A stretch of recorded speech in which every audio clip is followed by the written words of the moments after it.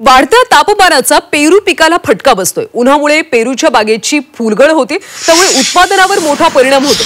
यावर उपाय म्हणून एका शेतकऱ्याने पेरूच्या बागेला आच्छादन करून चांगलं उत्पन्न मिळवलं।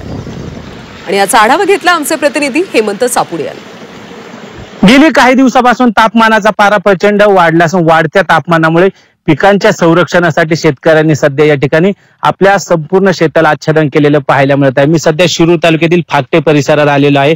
या ठिकाणी जर आपण पाहिलं तर शेतकऱ्यांनी या ठिकाणी पेरूची बाग घेतलेली आहे, मात्र या पेरूच्या बागेला कुठेतरी वाढत्या तापमानाचा फटका बसत होता आणि या वाढत्या तापमानापासून आपल्या फळबागेचं संरक्षण करण्यासाठी या ठिकाणी शेतकऱ्यांनी आपल्या पूर्ण बागेला या ठिकाणी आच्छादन केलेलं पाहायला मिळतं। आपल्यासोबत बोलण्यासाठी शेतकरी आहेत, काय सांगाल, कशी संकल्पना सुचली आणि यातनं काय फायदा होत आहे सध्या? संकल्पना म्हणजे वाढत्या तापमानामुळे जे आपले पेरूची फुलकळी होती तर ती पूर्णपणे ड्रॉपिंग व्हायची, त्याच्यामुळे आम्ही हे आच्छादन केलेलं आहे। पूर्ण क्रॉप कव्हर टाकलेला आहे आणि पूर्ण 1 एकर ही पेरूची बाग आहे। 3630 झाडं बसलेली पेरूची अल्ट्रा हाय डेन्सिटी पद्धतीने लागवड केलेली आहे। जर्मन इस्रायल टेक्नॉलॉजी वापरून आम्ही 6x2 ची लागवड करून ह्या पेरूची वैशिष्ट्य एवढंच आहे का ह्यो पेरू आहे ना वर्षभर चालू राहतो। याचा संकल्पना अशी की बुवा शेतकऱ्याला कोणताही म्हणजे आपल्या गाईचं कसं दूध विकल्यानंतर मार्केटमधून पैसा येतो, तसं या पेरूचा विषय याला ह्या झाडाला तुम्हाला 5 स्टेपचा माल दिसतो, त्याला कळी पण दिसणार, त्याला फुल पण दिसणार आणि त्याला फ्लावरिंग टेस्टची अवस्था पण दिसणार आणि त्याला झाडाला तोडणीत येणारा उत्तम प्रकारचा पेरू पण दिसणार। Hemant Sapude, Zee Media, Shirur, Pune.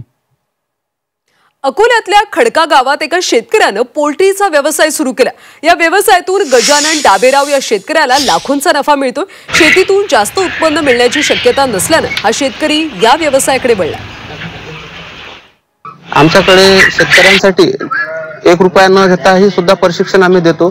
जे नवीन शेतकरी आहेत त्यांची राहण्याची व्यवस्था, जेवणाची व्यवस्था सुद्धा आम्ही फ्री मध्ये करतो आणि रोजगार नवीन बेरोजगार मुलांना कसा तयार होईल याच्याकडे सुद्धा आमचं लक्ष, कारण आम्ही स्वतः बेरोजगार होतो। आम्हाला त्यावेळेस अकोला जिल्ह्यामध्ये या प्रशिक्षणाची माहिती नसल्यामुळे मला बाहेर जाऊन शिकावं लागलं। आज आम्ही ते इथंच उपलब्ध करून देतो। आमच्या हॅचरीवर आणि आमच्या कुक्कुट शेडवर आम्ही प्रत्यक्षात प्रशिक्षण सुद्धा देतो आणि माहिती देतो। धुळे तालुक्यात मोठ्या प्रमाणात कांद्याचं उत्पादन घेतलं जातं। पावसाळा जवळ आल्यानं कांद्याला योग्य दर मिळत नाही, त्यामुळे शेतकरी कांदा चाळीत साठवणूक करतात। सध्या कांद्याला 500 ते 600 रुपये प्रति क्विंटल दर मिळतो। यातून उत्पन्न खर्च निघत नसल्यानं शेतकऱ्यांवर कांदा चाळीत भरण्याची वेळ आली। कांद्याची परिस्थिती चालू आहे, 500 ते 600च्या दरम्यान चालू आहे भाव, तर शेतकरीला ते पुरवणार नाहीये, त्याच्यासाठी आम्ही चाळीत भरतोय। मग त्या खत एवढे महाग आहे, ते महाग आहे, पाऊस जवळ आला आहे, निसर्ग साथ देत नाही, कुठं आजार येऊन लागला, कुठं करप्या पडून गेला, मग मजुरीच्या याच्यावर पुरवडत नाही ते कांदे, मग आम्ही चाळीत भरतोय। ते अनुदान देतं सरकार, त्याचा लाभ भेटत नाही आम्हाला। यंदाच्या हंगामासाठी डाळवर्गीय पिकांच्या बियाण्यांची बाजारात आता आवक झाली।